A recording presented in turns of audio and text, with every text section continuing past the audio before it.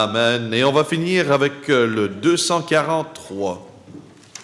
Le 243. Viens m'apprendre à t'aimer.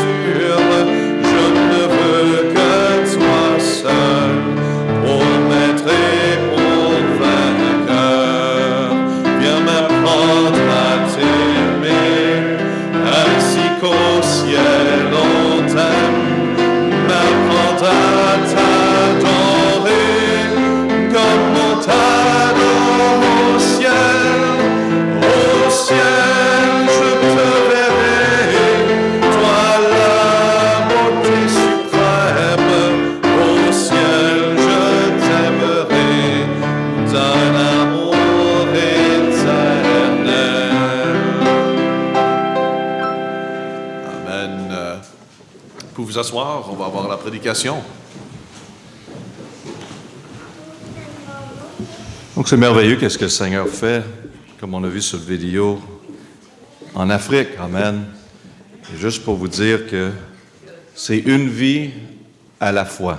Il y a beaucoup de personnes dans ce monde, mais le Seigneur nous a donné l'opportunité d'évangéliser, d'enseigner, et c'est notre désir de le faire en Afrique, au Québec, et partout que le Seigneur nous dirige. Amen. Je pense déjà dans différents d'autres pays qu'on peut être impliqué. On a déjà une bonne base qui a été établie dans les enseignements. Il reste juste à faire affaire avec les bonnes personnes pour continuer. Donc, gloire à Dieu pour cette Église et l'investissement dans ce programme l'Institut biblique et d'éducation qu'on a en Afrique. Et c'est en grande partie les dons qui viennent de cette Église qui fait tout ça. Donc, gloire à Dieu de nous permettre cela. C'est une grande bénédiction. Si jamais vous avez des questions à propos de qu'est-ce qui se passe en Afrique et de notre ministère, vous êtes bienvenus demander. Et c'est merveilleux, je vais vous le dire, qu'est-ce que Dieu fait. On va regarder ensemble dans 2 Chroniques, chapitre 16 et verset 9. 2 Chroniques, chapitre 16 et verset 9.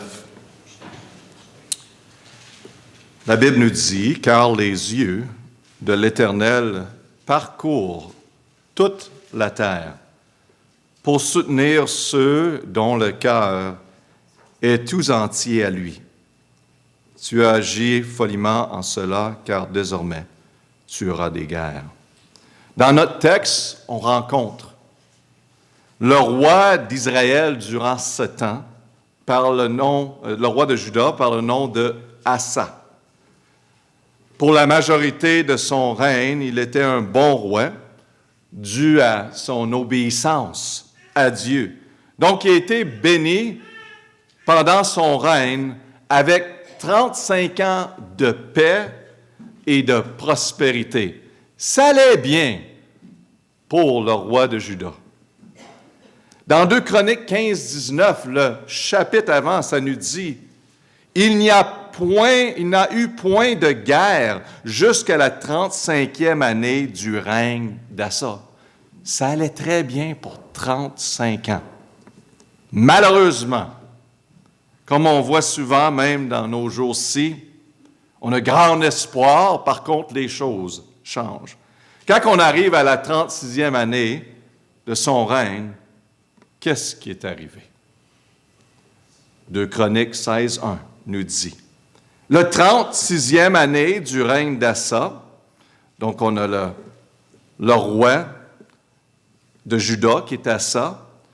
Maintenant, on a Baasha qui est le roi d'Israël. Donc, on parle de la partie Juda et sud, si vous pouvez imaginer, et le nord, c'est Israël. Donc, il bâtit Rama afin de ne laisser sortir ni entrer aucun homme pour Assa. Donc, il est en train de causer une division entre les deux pour que personne rentre et sort. Donc, Assa n'aimait pas que Baasha faisait ceci.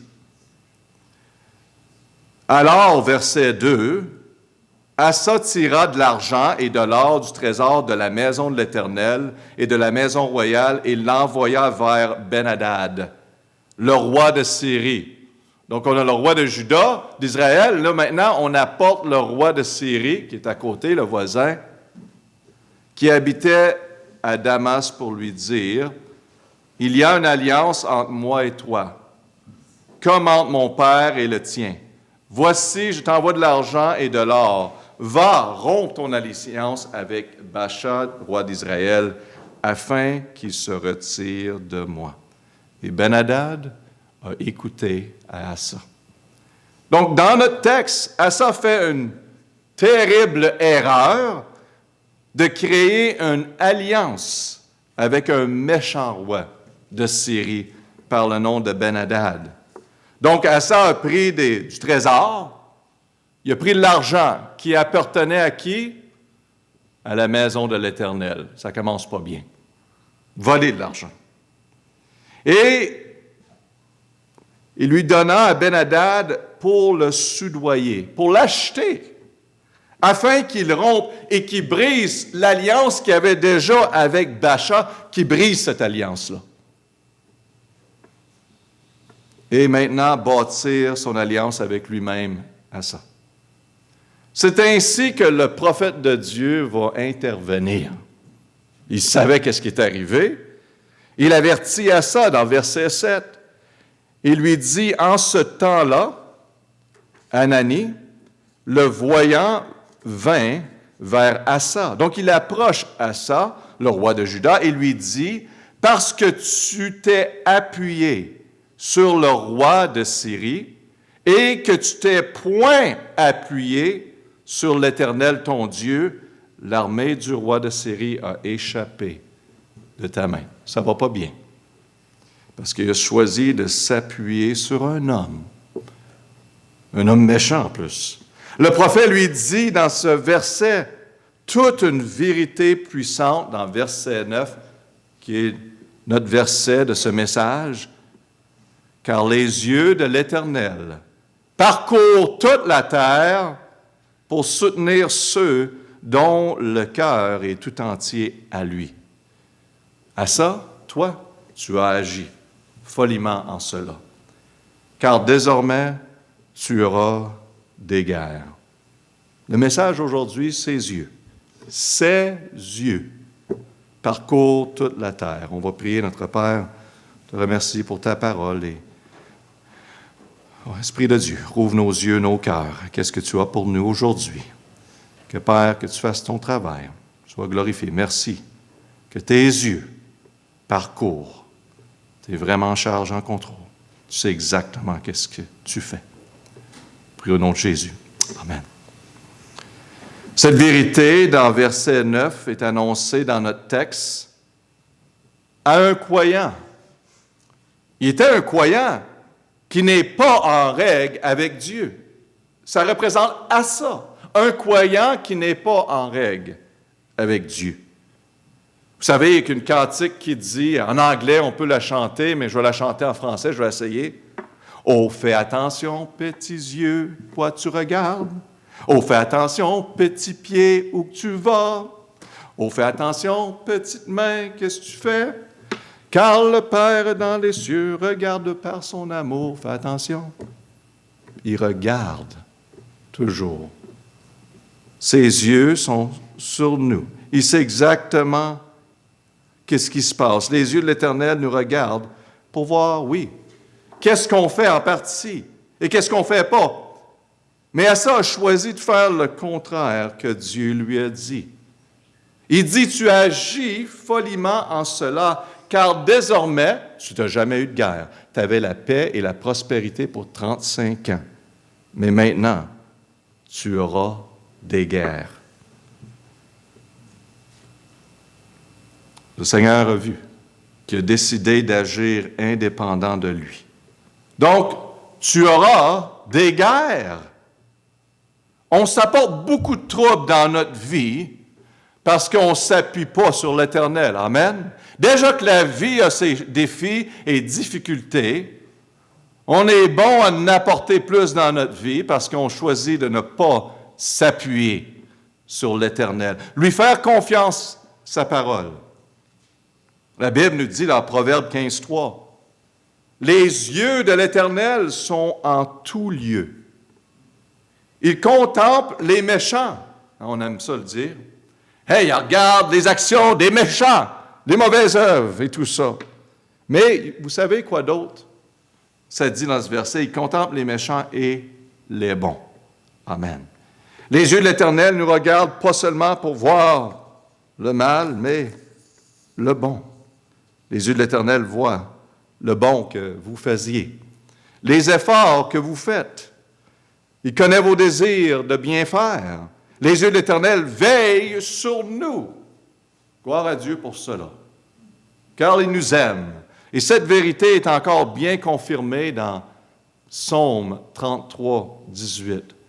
Ça dit, « Voici l'œil de l'Éternel est sur ceux qui le craignent, sur ceux qui s'attendent à sa bonté.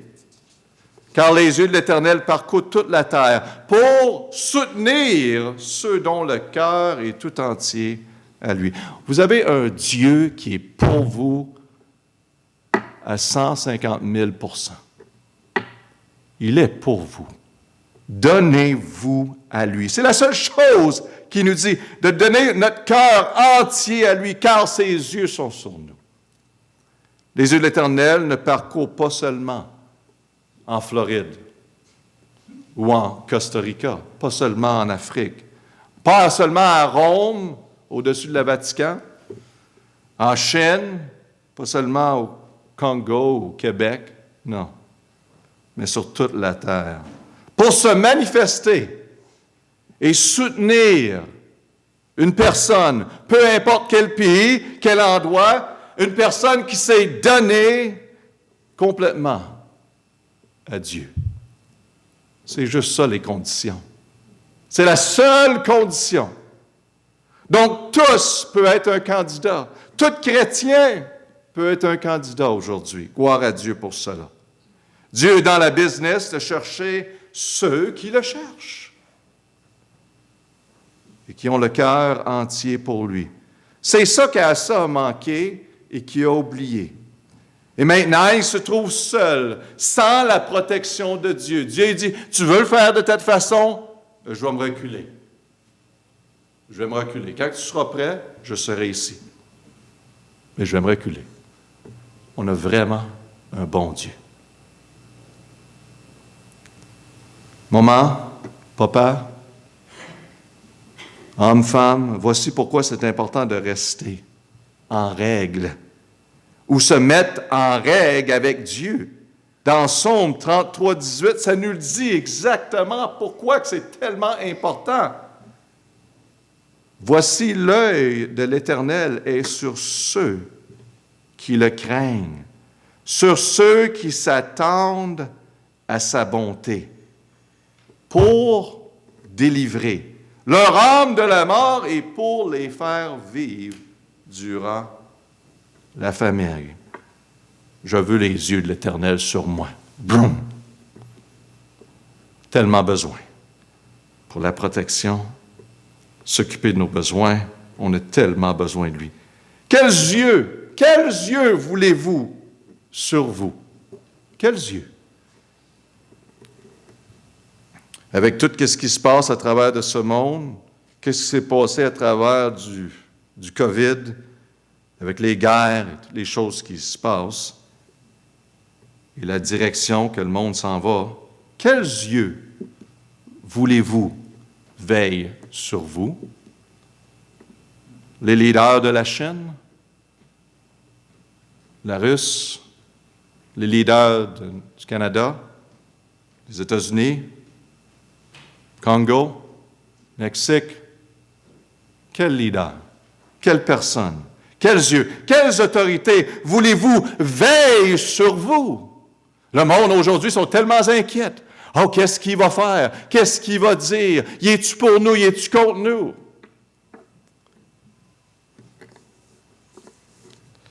Quels yeux vous pouvez vous confier en tout temps pour vous aider, pour vous délivrer, pour vous protéger?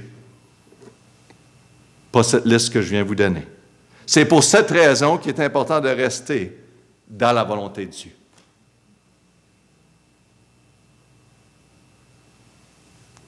Car ses yeux parcourent toute la terre pour soutenir ceux dont le cœur est tout entier à lui. David Brainerd, en anglais, David Brainerd, à l'âge de 14 ans, ses parents décèdent. Il est devenu un orphelin. Plus tard, il a reçu Jésus-Christ. Je vais vous dire que ça vaut la peine de lire son livre. Il était un missionnaire américain dans les années de 1740, qu'est-ce qui est maintenant les États-Unis. Il avait un fardeau vers les Américains indiens. Mais dans ce temps-là, il ne voulait pas voir un homme blanc, parce que c'était un danger pour eux. Ils ont décidé d'installer, lui-même, il a décidé d'installer une tente très proche de eux, et il s'est donné à prier jour après jour après jour. Je vais vous lire qu'est-ce qu'ils ont dit. Campé à la périphérie de la colonie indienne, Brainerd prévoyait d'entrer dans la communauté indienne le lendemain matin pour leur prêcher l'Évangile du Christ. Chacun de ces mouvements était surveillé par des guerriers qui avaient été envoyés pour la raison de le tuer.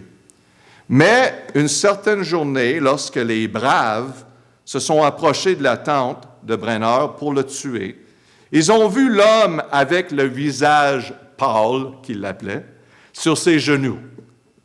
Et pendant qu'il priait, soudain, un serpent vénémeux, c'est une vraie histoire en passant, se leva la tête pour atteindre le visage de Brainerd devant toutes les personnes, les chefs. Puis, sans aucune raison apparente, le serpent s'est en allé dans les arbustes. À ce moment-là, les Indiens, qu'eux autres étaient très superstitieux, ont dit « Le grand esprit est avec le visage pâle. » Depuis ce temps-là, ils l'ont accueilli comme un prophète de Dieu. Et il a prêché l'Évangile et plusieurs sont venus à Jésus-Christ. Je vous dis qu'il est mort à 29 ans d'une maladie. Mais il n'avait même pas complété l'éducation. Il s'est fait sortir d'un collège parce qu'il était trop différent, il avait trop de zèle pour Dieu. Mais son cœur était entièrement dédié à Dieu. Dieu l'a grandement utilisé et les grands missionnaires par la suite que vous entendez les histoires sont toutes été influencés par la vie et le témoignage de David Brainerd. Toutes, quand j'ai lu. C'est incroyable. Un homme, une femme qui se donne à Dieu. Les yeux de Dieu veillaient sur David Brainerd. Peut-être aujourd'hui, vous avez peur de la méchanceté de l'homme. Peut-être il y a une personne, une organisation qui vous trouble, qui vous inquiète, ou qui sont même après votre vie. Je sais une chose, Dieu le voit, Dieu le sait. Il sait tout à propos de cette situation et dans son temps et de sa façon, Dieu va s'en occuper. Dans 1 Pierre 3,12, on est réassuré, car les yeux du Seigneur sont sur les justes, et ses oreilles sont attentives à leurs prières. Mais la face du Seigneur est contre ceux qui font le mal. Vous savez que vous avez que lui faire confiance et vous donner entièrement à lui. Car Dieu va toujours garder ses yeux sur ses enfants. Et pour être certain qu'on se comprend, ça ne veut pas tout le temps dire le confort et que ça sera facile. Parce qu'il y a beaucoup de messages aujourd'hui. Si tu suis Dieu, tout va être parfait. Regardez le prochain verset qu'on n'avait pas lu dans le même verset que je viens de vous lire. 1 Pierre 3,12 dit que les yeux du Seigneur sont sur les justes et les oreilles sont attentives à leurs prières. Mais verset 14 de 1 Pierre, « Mais quand même, vous souffrirez. » Oh! Vous souffrirez pour la justice, vous seriez heureux. Ne craignez donc point ce qu'ils veulent vous faire craindre et ne soyez pas troublés. Restez en paix. Dieu est en charge, il est en contrôle, il sait exactement. Ses yeux sont fixés sur les justes. Les yeux de l'Éternel parcourent toute la terre. Pour les religieux, non. Pour les intelligents, pour les riches, non. Pour les forts, non. Pour soutenir ceux dont leur cœur est entier à lui. La nature de notre Dieu, le caractère de notre Dieu, c'est de veiller sur ceux qui lui appartiennent à travers de ce monde. Ce n'est pas quelque chose que Dieu fait seulement durant les réunions d'Église. Certaines journées, non. Ou seulement un certain temps, ou pour une certaine personne. Ses yeux sont partout, il est omniscient, afin qu'il ne manque aucune arme forgée contre toi, basée sur 57, 17, lisez. Ah, je t'inquiète, pasteur. Il sait exactement une arme. Quelqu'un qui a une mauvaise motivation vers vous, il va s'en occuper. Aucune arme forgée contre toi. Ses yeux veillent sur nous. Pasteur, tu ne comprends pas les forces. Tu ne comprends pas les mouvements d'aujourd'hui. Les gouvernements mondiaux qui s'établissent, déjà établis en partie, qui veulent voler notre foi et prendre toutes nos libertés. Tu ne comprends pas comment ils sont cachés et secrets. Et tu ne comprends pas leur intention. Oui, je comprends. Je comprends que personne ne peut se cacher devant Dieu. Personne. Dans Hébreux 4,13, il n'y a aucune créature qui soit cachée devant lui. Mais toutes choses sont nues et entières découvertes aux yeux de celui auquel nous devons rendre compte. Si vous êtes à l'écoute dans une position d'autorité, ce verset, gardez-les proches de votre cœur, parce que le jugement s'en vient. Rien n'est caché devant Dieu, car ses yeux sont partout. Il ne manque jamais une opportunité de protéger, de diriger, de fortifier ceux qui lui appartiennent, quand c'est nécessaire. Il ne manque jamais ces opportunités. Au lieu de vous inquiéter à propos de tout ce qui peut arriver dans le futur, concentrez le reste de vos jours sur cette terre en vous donnant entièrement à lui. Il soutient ceux dont le cœur est tout entier à lui. Si vous regardez à votre vie les événements du passé, sûrement que vous pouvez témoigner aujourd'hui que ses yeux sont sur vous. Peu importe la difficulté, les défis, les choses qui sont difficiles, vous pouvez, comme enfant de Dieu, témoigner que ses yeux sont sur moi. Il soutient ceux que le cœur est tout entier à lui. Pensez à ceci. Asa avait tout le pouvoir. Il avait tout l'argent, Il avait tout le prestige. Par contre, Ananie, le prophète de Dieu, est mis en prison. Imaginez-vous. Dans 2 Chroniques 16, 10, ça nous dit « Et Asa fut irrité contre le voyant, qui est Ananie, et le mit en prison, car il était fort indigné contre lui à ce sujet. Asa opprima aussi en ce temps-là quelques-uns du peuple. » Il se fâche après le prophète qui a dit la vérité contre lui. En prison, le prophète était à une meilleure place. Vraiment? Oui. Le prophète était à une meilleure place que le roi qui avait tout. Car les yeux de l'Éternel étaient sur Ananie. Et regardez ce qui vient d'arriver suite à le roi. Quand on décide de ne plus s'appuyer sur Dieu, on sait qu'est-ce qu'on devrait faire. Des fois, ça peut aller très vite. 2 Chroniques 16, 12. La 39e année de son règne, Asa fut malade des pieds. Semble être assez une simple maladie, bien sûr. Et sa maladie fut très grave. Et toutefois, dans sa maladie, il ne cherchait point l'Éternel, mais le médecin. Dieu a permis cette maladie-là, puis il ne cherche pas Dieu encore plus. Verset 13. Puis Asa s'endormit avec ses pères, et il est mouru le 40e année de son règne. C'est triste comment que ça a fini pour lui. Il est mort rapidement. Asa a bien commencé, mais il est venu à le point qu'il ne cherchait plus de suivre et de plaire son Dieu. On doit éviter de faire les mêmes erreurs qu'Asa. « Ah, je n'ai pas besoin de toi, Seigneur. Oui, pour 35 ans, c'était merveilleux. On a vécu du grand succès à te suivre, te voir ta main tout-puissante. Mais maintenant, j'ai de l'expérience, Dieu. Tu sais, ça fait 35 ans ensemble. Je sais comment faire ça. Je n'ai plus vraiment besoin de toi maintenant. Je suis un homme. Je suis une femme.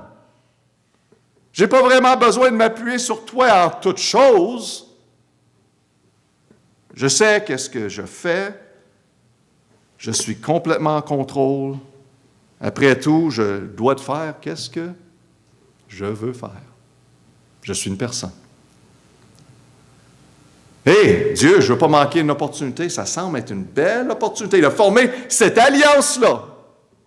Hein? Ça a l'air d'être très profitable, avantageux. Ah!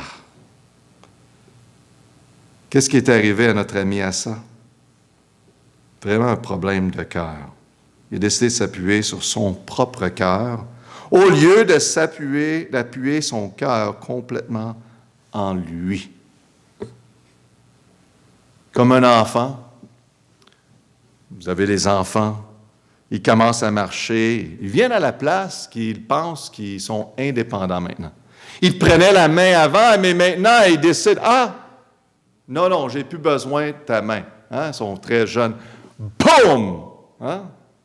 Des fois, ça fait mal. Ils apprennent. Le boom, c'est un rappel. Un rappel de s'appuyer sur lui en tout temps pour toutes choses. En tout temps pour toutes choses. Je ne sais pas qu'est-ce qui va arriver dans ma vie demain, dans votre vie. Dans nos vies cette semaine, ce mois-ci, on ne sait pas. Cette année, on ne sait pas. Mais je sais qu'est-ce que Dieu dit. Il dit que les yeux de l'Éternel, ton Dieu, sont continuellement sur lui depuis le commencement de l'année jusqu'à la fin. C'est juste ça que j'ai besoin de savoir dans Deutéronome 11, 12.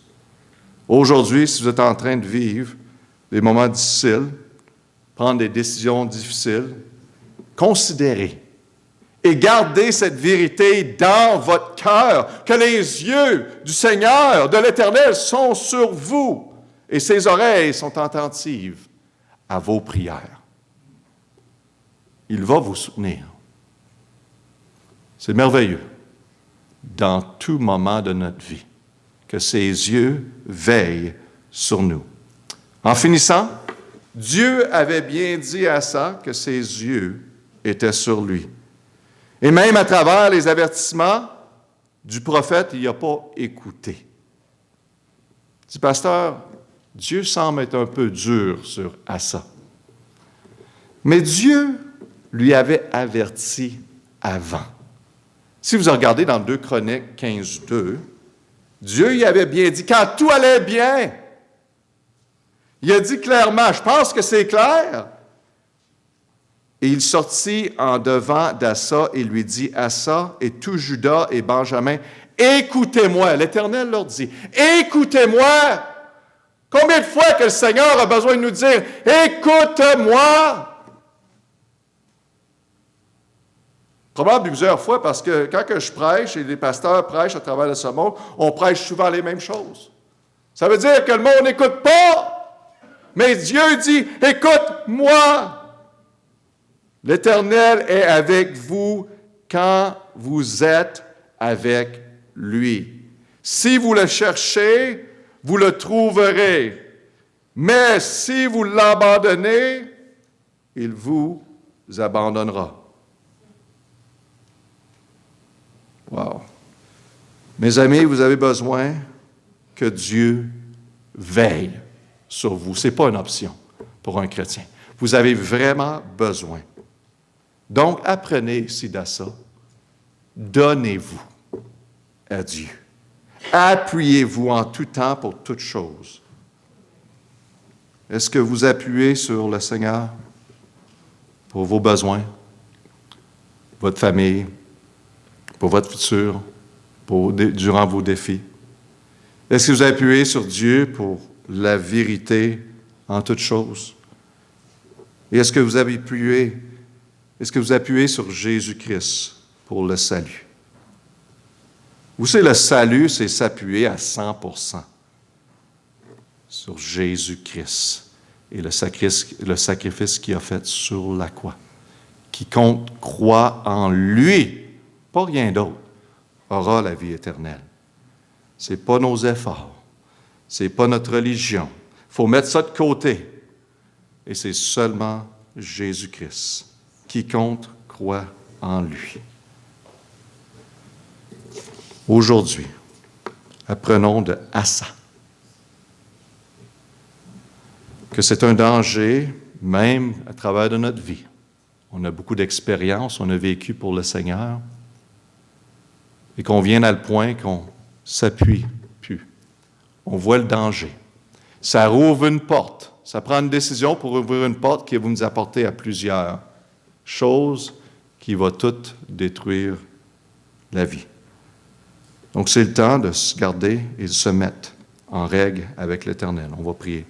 Notre Père, on te remercie pour la parole de Dieu. Père, ce matin, si quelqu'un ne s'est pas jamais appuyé sur Jésus-Christ pour le salut, qu'aujourd'hui, qu'il choisit de recevoir le Seigneur Jésus-Christ dans leur vie. Et Père, aide les chrétiens aujourd'hui de réaliser l'importance de continuellement dépendre sur l'Éternel en toutes choses. Qu'il n'y a pas un moment de notre vie qu'on doit dire comme à ça, « Ah, je n'ai pas besoin de m'appuyer sur Dieu. » On voit une mauvaise décision à diriger à ça dans une direction que jamais il aurait pensé. Donc, Père, on prie que tu nous aides. Aide à penser et réfléchir à nos vies maintenant. Les endroits, les choses qu'on doit s'appuyer sur toi. Pour ta gloire, on prie au nom de Jésus. Amen. Amen. Donc, c'est ça. Seigneur vous bénit et n'oubliez pas que la semaine prochaine, après la réunion, on a un repas pour tous. Vous êtes invités. Si aussi vous croyez d'être capable de venir à Quaticook, amen, on vous invite tous. C'est le 26, dimanche le 26, juste à le dire à Paul. Et je crois que c'est tout.